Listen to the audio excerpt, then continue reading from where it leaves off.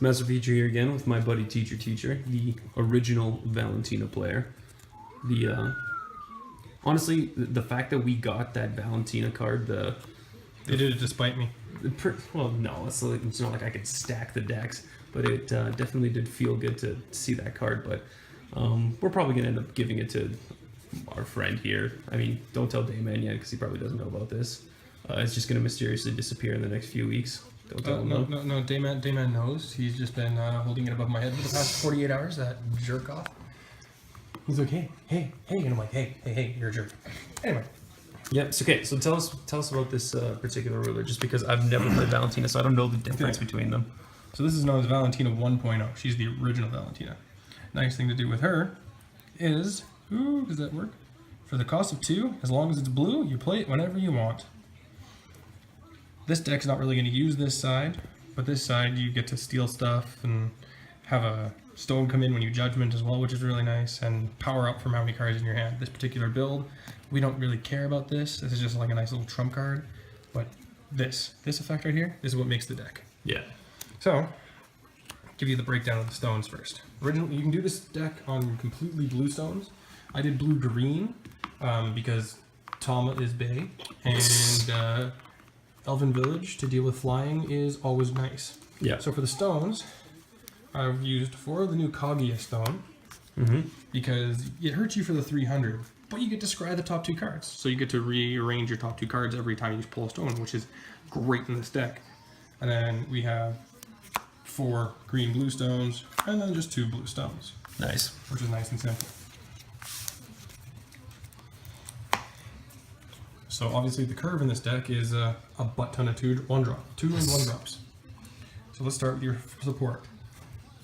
I'm currently running 3 air transformation because the threshold for this deck is 400.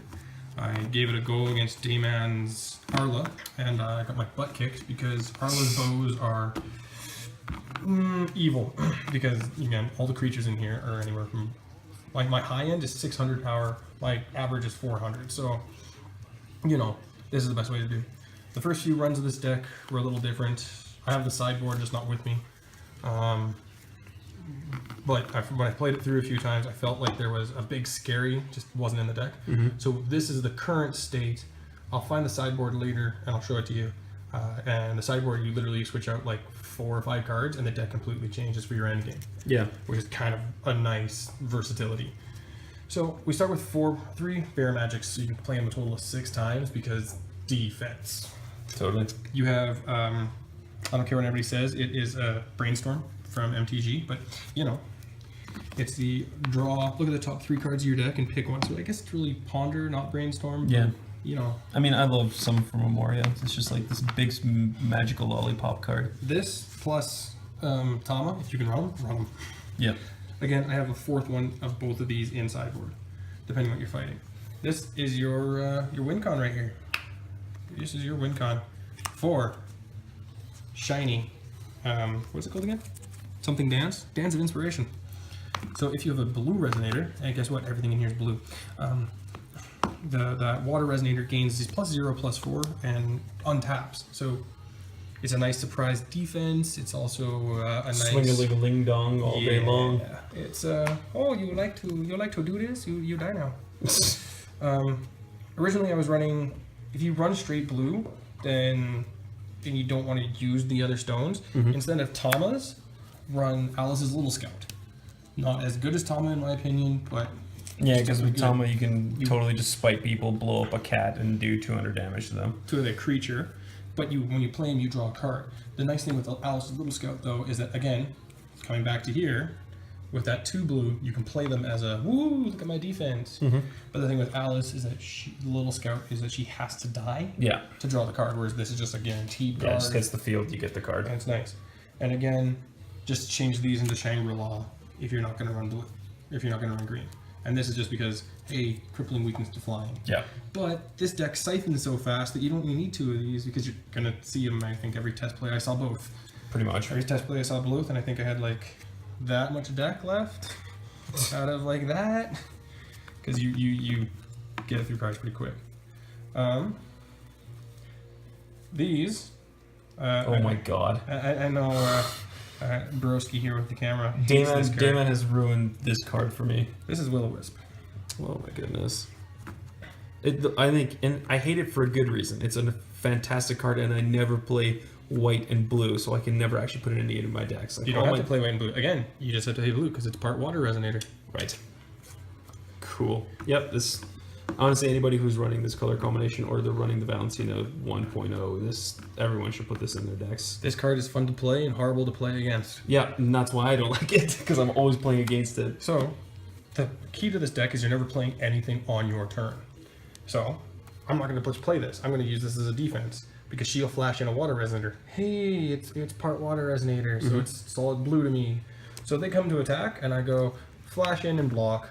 That's a nice. Oh, I have this on the field, and it's a Bahamut. That's a 10/10, and you're like, I'm flying into you for 10/10. Oh, but you can't. Oh, okay, well I'm crashing into you 10/10. Okay, tap, block, draw card, gain 10 life. Thanks.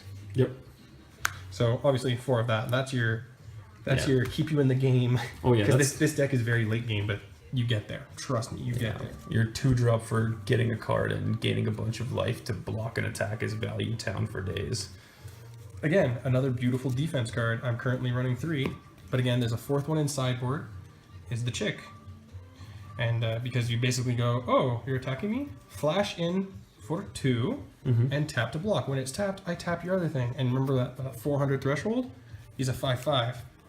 So if you have 3 open mana, you go tap in for 2 to rest, blocked, quick play for 1. Your 2020 Cthulhu is a 4/4 bear, and my bird just killed it. That's why this is so good. Yep. Especially in this deck.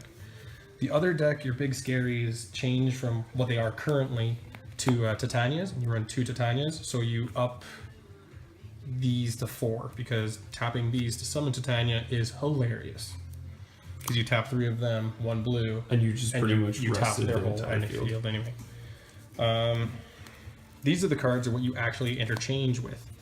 So this is these are space fillers, but they're very useful. These aren't really space fillers. In this deck, they do the same thing the chick does. They're the bear magic block, but a lot of this deck actually runs off Magic Stone, right?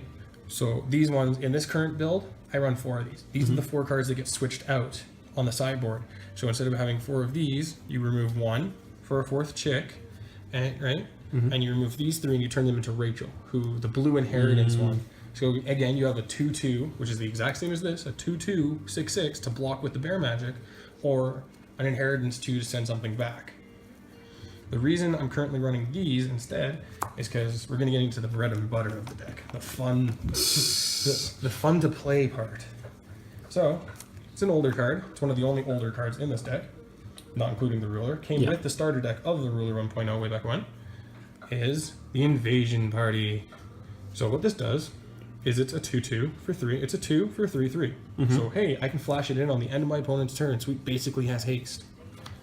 Right? Or swiftness. Sorry. Game specific. Dude, this actually isn't a shiny card, it's a holographic. Oh my god. No, it's ADD. Okay, I'm a magpie, whatever. So let's take the non-shiny so you can read it better. It gains 1/1 for each water magic stone. So ideally, let's say it's turn 4. Yeah. You call your 4th stone. Right? And let's say on turn 3 you bear magicked and you had one of these on the field. Right? So you have 4 stones and that guy counts as a stone. Yep. They go to attack. You're like, you know what? I'm just going to eat the damage. I have 4 stones. I call my 5th end of turn. Flash in 2 of these. Right? You'll flash in like 2 of these, ideally. Right? And you have 4 stones. So next turn, everything untaps. You call in your 5th stone. Right? So you have 5. That counts as a stone. So 6. So these 2 are 9/9s. Yep. These 2 are 9/9s. Who wants 4 extra attacks? Brutal. Right?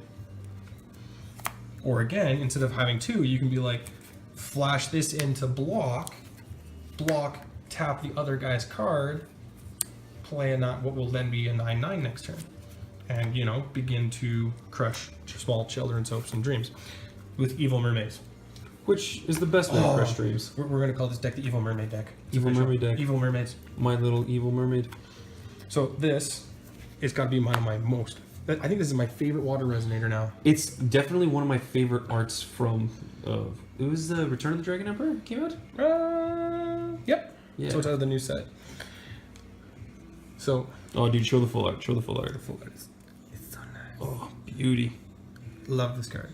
But again, see that 400 threshold? 400 threshold, right? So, honestly, if I could run like the entire deck just being this card, I would, and it'd be hilarious. Okay, so this is your rewriting laws, hey? This is my like rewriting laws. Honestly, if I could turn these, like I like Rachel, but this is just a better Rachel. Yeah. Because this is body and does the same thing. So if I could like just turn these into this, then I wouldn't use the other guy that I have as my end game, but it'd be good. But this works. Again, this one gets stronger. When this card enters your field, you may return target Resonator your opponent controls with total cost less than or equal to the number of water magic stones you control. So she costs 2. Oh look, that counts as a water stone. Yep. Right? So it makes her more and more useful, and obviously playset is mandatory. It would be awesome if in this deck you had a way, like, or a mechanic of bouncing the Undines back to your hand so you can keep, like, using that, though. You can bounce an Undine with an Undine, Ooh. which I have done, because it's funny. Just to spite Dana. Dayman. Dingle Nuts, whatever you want to call him.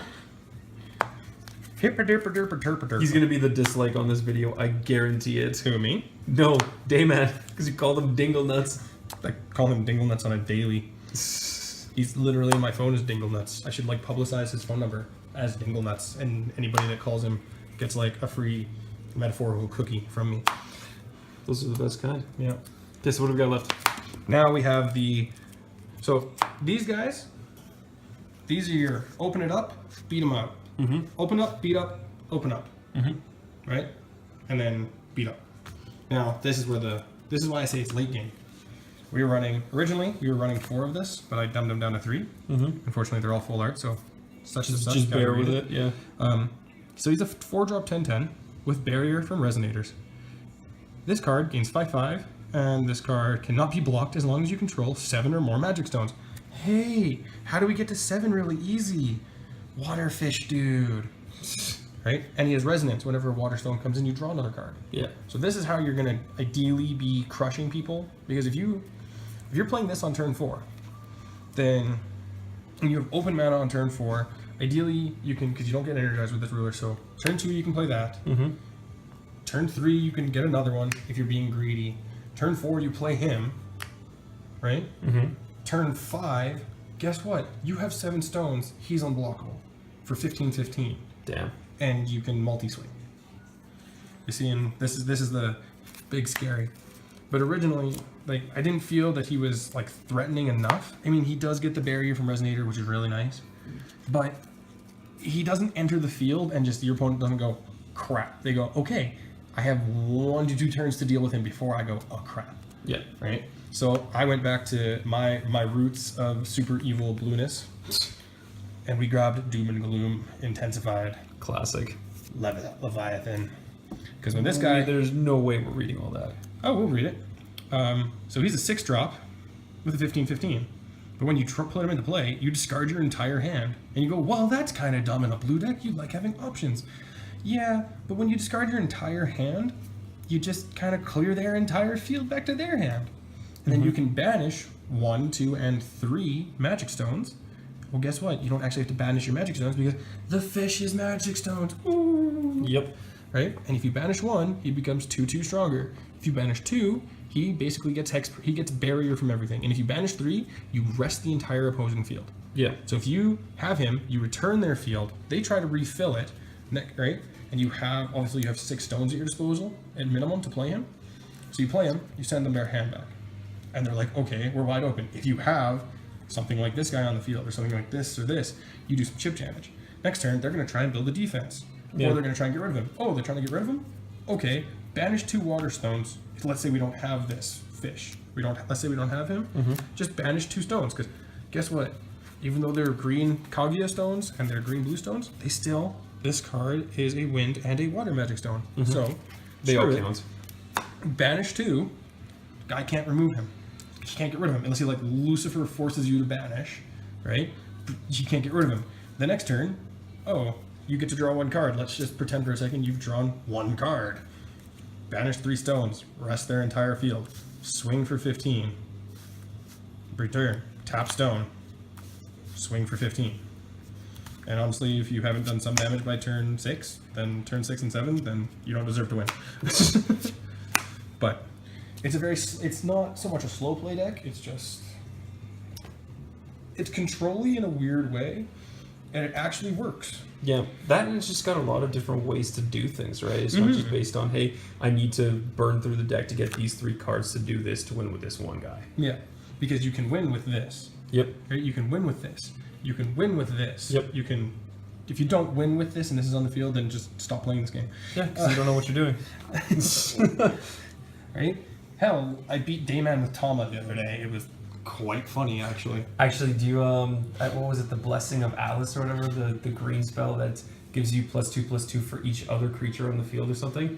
I was making this joke one time where I had like a swole ass Tama that was like a 16/16 or something because of all the elf tokens I had on the field, so I called him a Johnny Tama. A Johnny Tama. Yeah. Wow. Just get like a picture of a Johnny and put Tama's face over it. That's kind of great, actually. Right? And well, teacher, what happens if they're playing big scary Odin or big scary Bahamut and I don't have the power? Mm-hmm. Remember that trump card we talked about? Mm-hmm. Judgment 2. So if you have 6 stones or if you have 5 stones, you can do this. Because, hey, when you judgment... where is it? When you judgment, you get a magic stone from your area. So you have 4 open. Mm-hmm. God's Art. Pay 4. Gain control of target creature. Brutal. I totally forgot she did that. Yeah. Oh, teacher, I can't deal with big scary. So you don't have to, just hire them. Just take them. Just be like, look at my bosom, look at it. That is kind of cheating. Is it Man, though? I wonder if she's ever going to get her body back. Do you think? No, her body, Gilapis got rid of her body. Now then she took over Priscia, and then she stabbed and killed Xion, and then she possessed Xion's body. So either way, she's stacked. Yeah. Oh, I'm still trying to get over the fact that Gil Al-Hamad is dead. I don't like that. Anyway, guys, I hope you guys liked Teacher's rendition on Valentina 1.0.